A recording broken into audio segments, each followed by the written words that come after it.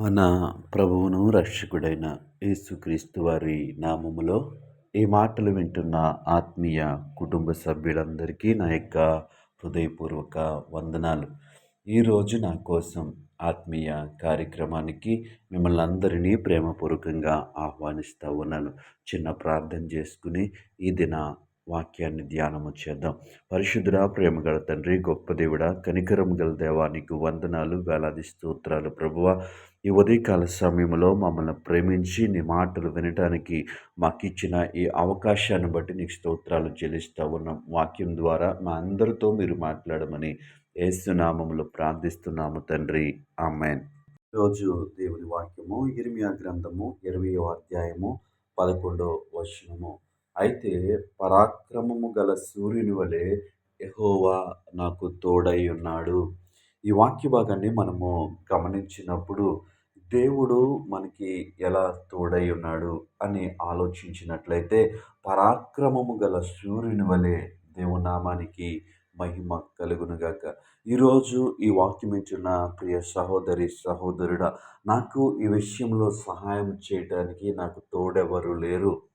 ఈ విషయంలో నాకు అర్థం చేసుకోవటానికి నాకు తోడెవరు లేరు. ఇది ఎలా చేయాలి? నీకున్నటువంటి సమస్యను చెప్పుకోవటానికి తోడెవరు లేరు అని నిరాశలో నీవు ఉన్నట్లయితే ఈ ఉదయకాల సమయంలో దేవుని వాక్యము దేవుడు వాక్యము ద్వారా మనందరితో మాట్లాడుతూ ఉన్నాడు. అయితే పరాక్రమము గల సూర్యుని వలె దేవునామానికి మహిమ. పరాక్రమము గల సూర్యుని వలె యెహోవా నాకు తోడై ఉన్నాడు. ఈ వాక్యం వింటున్న మనందరితో ఆయన అంటూ ఉన్నాడు, నేను నీకు తోడై ఉన్నాను. అయితే ఎలా తోడై ఉన్నాను? పరాక్రమము గల శూరుని వలె.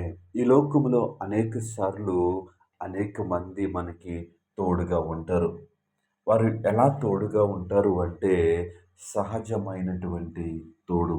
కానీ దేవుడు ఎలా తోడుగా ఉంటాడో పరాక్రమము గల, అంటే మనము ఎలాంటి సమస్యలో ఉన్నా, మనము ఎలాంటి ఇబ్బందిలో ఉన్నా, మనము ఎలాంటి భయంకరమైన పరిస్థితుల మధ్య జీవిస్తూ ఉన్నా ఆయన పరాక్రమము గల దేవుడు. ఆయన పరాక్రమము గల శూరుని వలె మనమున్నటువంటి ప్రతి పరిస్థితుల్లో నుంచి ఆయన విడిపించగలిగినటువంటి దేవునిలా మనకి తోడుగా ఉన్నాడు. దేవుని నామానికి మహిమ. ఆయన ఎలాంటి స్థితిలో ఉన్నా ఆయన పరాక్రమము గలవాడు. అంటే ఆ స్థితిలో నుంచి మనల్ని బయటికి తీసుకురావటానికి ఆయన శూరుడు.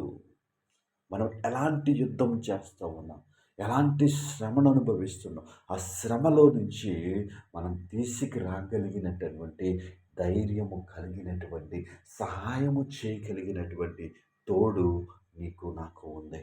ఈరోజు ఈ లోకంలో శరీరానుసారంగా జీవిస్తున్నటువంటి మనము, అయ్యో నాకెవరు తోడు లేరు, నాకెవరు సహాయము లేరు అనుకుని ఆలోచిస్తూ ఉంటే, నాకెవరు తోడుంటే నా జీవితం వేరే విధంగా ఉండును, నా పరిస్థితులు వేరే విధంగా ఉండును అని నువ్వు ఆలోచిస్తూ ఉంటే, వారందరికీ మించినటువంటి, వారందరూ చేయలేనటువంటి దేవుడు మనకి పరాక్రమము గల శూరుని వలె ఆయన నీకు నాకు తోడుగా ఉంటానని వాక్యం ద్వారా మాట్లాడుతూ ఉన్నాడు.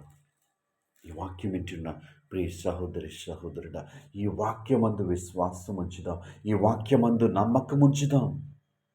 ఈ వాక్యాన్ని మనము ఎత్తిపట్టి దేవుని సన్నిధిలో మనము ప్రార్థించేవారిగా ఉందాం.